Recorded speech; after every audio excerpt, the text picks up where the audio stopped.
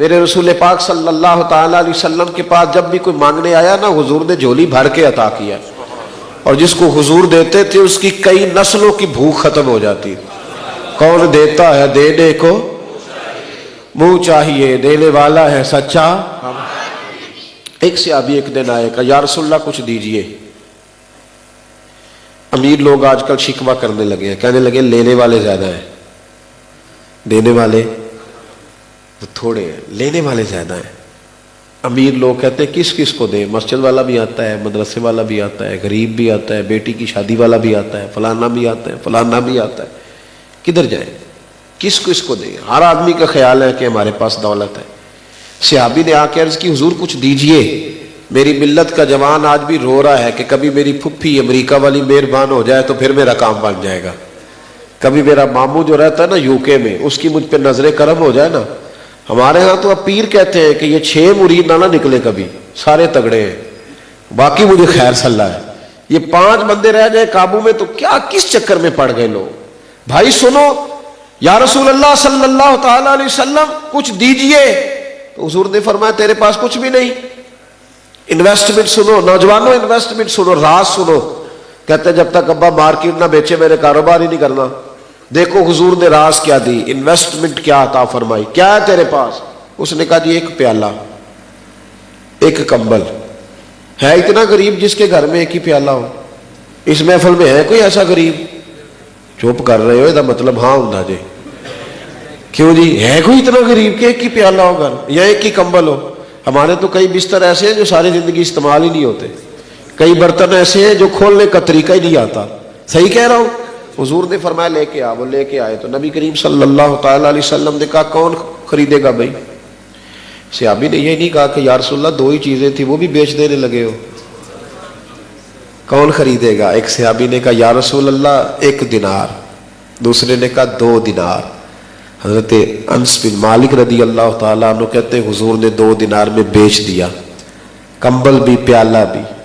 پھر فرمایا 1 دینار کی روٹی لے جا گھر، 1 دینار کا کلاڑا خرید کے لا۔ وہ کلاڑا خرید کے لائے تو میرے مصطفیٰ کریم نے اس کلاڑے میں دستہ اپنے دستے مبارک سے لگایا، فرمایا جا جنگل میں جا کے لکڑیاں کاٹ، کھا بھی اور کھلا بھی، پی بھی اور پلا بھی، پہن بھی اور اٹھ باندھ کمر، کیوں ڈرتا ہے؟ پھر دیکھ خدا کیا کرتا ہے، تو جا۔ حضرت انس بن مالک کہتے ہیں حضور نے ان سے کہا کہ 15 دن مجھے نظر نہ آنا، جا۔ 15 دن کے بعد آئے تو محبوب نے فرمایا اب تیرا کیا حال ہے؟ کہ یا رسول اللہ حال میرا یہ ہے کہ پہلے 1 پیالہ تھا اب سارے گھر کے برتن بن گئے، پہلے 1 بستر تھا اب سارے گھر کے بستر بن گئے۔ اور امام سیوطی نے در منصور میں یہ جملہ زیادہ لکھا ہے کہ انہوں نے جیب میں ہاتھ ڈالا اور 10 دینار نکالے، کہنے لگے یا رسول اللہ یہ رکھ لیں، میں اصحاب صفا کے لنگر میں حصہ ڈالنا چاہتا ہوں، یہ میری طرف سے رکھ لیں۔ وہ بھائی کمزور کمزور چلنا، کمزور کمزور کام، میرے پاس وسائل نہیں ہے جی میں کام تو کرنا چاہتا ہوں، جو کام کرنا چاہتا ہوں اسے وسائل کی ضرورت ہی نہیں ہوتی، ارادہ ہو کام کرنے کا تو بہانہ ہے، تو بہانہ ہے، جس نے کام کرنا اسے ضرورت۔ ہمارے استاد جی سے کسی نے کہا حضور مدرسہ بنانا ہے تو مہربانی کرے، تو آپ فرمانے لگے ہمارے بزرگ تو درختوں کے نیچے بیٹھ کے پڑھاتے تھے، تو شروع کر کسی درخت کے نیچے بیٹھ کے پڑھانا، پھر دیکھ ادارہ خود بخود بن جائے۔ محدث اعظم پاکستان رحمۃ اللہ علیہ کے حالات میں لکھا ہے کہ حضرت پڑھا رہے تھے تو کسی نے آ کے کہا حضور یہ کس طرح بنانا ہے؟ تو فرمانے لگے میرا کام تو سبق پڑھانے سے ہے، یہ اینٹوں والی بات تو کسی مستری سے پوچھو، مجھے تو کتاب لا کے دو تو میں سبق پڑھاؤں، یہ میری ڈیوٹی، یہ بن جائے گا۔ تو پھر بن گیا نا بڑا کچھ، شاہی مسجد بن گئی نا جی، نظام ہو گیا نا۔ میرے بھائی ارادہ کریں، نوجوان بالخصوص۔ خواجہ حسن بصری رحمۃ اللہ علیہ کے پاس آ کے ایک نوجوان نے کہا کہ حضور میرا آج مسئلہ حل ہو گیا۔ فرمایا بھی تیرا کس طرح حل ہو گیا؟ اس نے کہا جی میں آج گیا تھا جنگل میں تو میں نے ایک واقعہ دیکھا ہے، تو میں اب سمجھ گیا ہوں کہ مجھے بھاگ دوڑ کرنے کی ضرورت کوئی نہیں ہے نا جی۔ لوگ ساری رات موبائل پہ اور سارا دن بستر پہ، اور شام کو اگر کبھی ٹائم مل جائے تو پھر کسی نہ کسی ڈاکٹر کے پاس چلے جاتے ہیں چیک اپ کرانے کے لیے۔ اور جن جادو بھی صرف اس آدمی کو ہوتا ہے جو کاہل ہوتا ہے، کرنا کچھ نہیں چاہتا، اس کو پھر کالا جادو ہو جاتا ہے، کیونکہ اب کام کرنے کا ارادہ کوئی نہیں، اس کو پھر جادو ہو جاتا ہے، وہ پھر بہانے کرتا پھرتا ہے کہ بس میری گردن پکڑی گئی ہے تو میرا سر پکڑا گیا ہے۔ یہ جتنا کام چل رہا ہے نا تویز دھاگے والے جعلی لوگوں کا، یہ سارا کاہلوں کی وجہ سے چل رہا ہے۔ یہ کاہلوں کی جو جماعت ہے نا ساری، یہ ان کو پروموٹ کرتی ہے۔ وہ اماں کو ذہنی طور پر بتا دیتے ہیں کہ بچہ تیرا مجبور ہے، یہ کچھ نہیں کر سکتا، تیری بہو بالکل کپڑے نہیں دھو سکتی، جھاڑو نہیں دے سکتی، اس لیے کہ اس پر 6 جن ہے۔ تو وہ جو بہو ہوتی ہے جو نہیں کام کرنا چاہتی، یا وہ جو بیٹا نہیں کام کرنا چاہتا، وہ اماں کو یقین دلاتا ہے کہ بابا ٹھیک کہہ رہا ہے۔ اس لیے یہ نظام ختم ہونے کو تیار ہے۔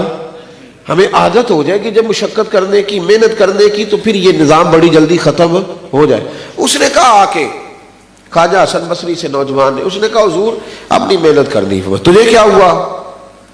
اس نے کہا حضرت جی میں آج جنگل گیا تھا تو میں نے عجیب منظر دیکھا ہے، میں نے ایک شیر دیکھا، شیر نے ایک بکرے کا شکار کیا اور اس نے آدھا بکرا کھایا، اور آدھا بکرا میں درخت پہ چڑھا دیکھ رہا تھا، پھر اس نے آدھا بکرا منہ میں پکڑا اور ایک پہاڑی پہ چڑھ گیا، وہاں ایک اندھی لومڑی بیٹھی تھی، اس نے باقی کا شکار اس کے منہ میں ڈالا۔ تو حضرت جی جو رب اندھی لومڑی کو رزق پہنچا رہا ہے وہ مجھے بھی پہنچائے گا، لہذا میں گھر میں بیٹھوں گا۔ خواجہ حسن بصری کہنے لگے سبحان اللہ تیری سوچ پہ۔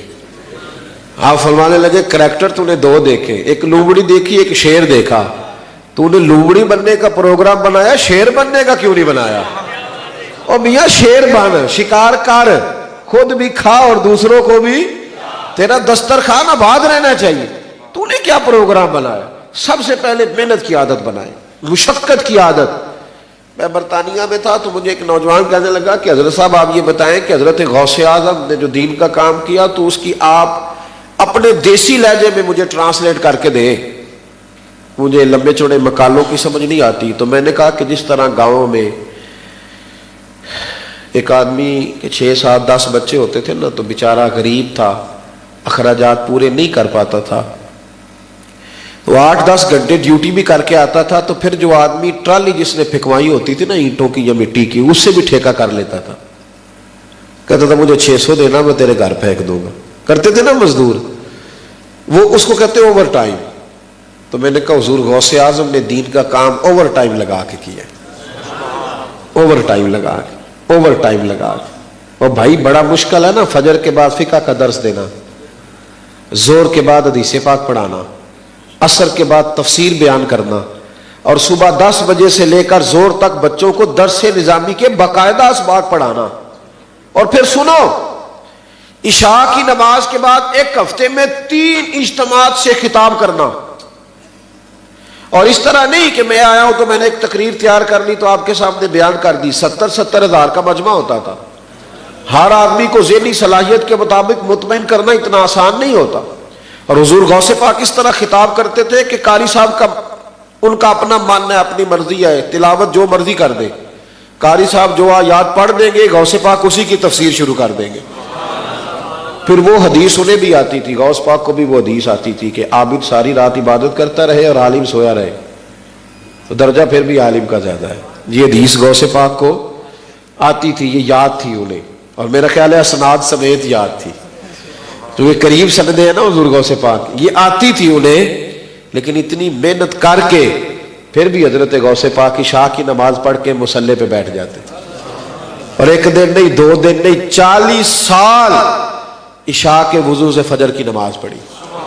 حالانکہ انہیں حدیث آتی تھی، میری طرح وہ کہہ سکتے تھے کہ میں جناب 2-3 گھنٹے کا سفر کر کے ابھی لاہور سے خطاب کر کے آیا ہوں، اور کئی لوگوں کو میں نے تقریر سنائی ہے، تو یہ بھی تو نفلی عبادت ہی ہے نا، یہ ساری باتیں انہیں بھی پتا تھی۔ میں اپنے حق میں دلائل لے کے بیٹھ گیا، بھائی اس زندگی سے بڑا انقلاب برپا ہو سکتا ہے، لیکن مطلب یہ ہے کہ جب ہم بیدار ہو جائیں، جب ہمیں ہوش آ جائے کہ ہم نے کچھ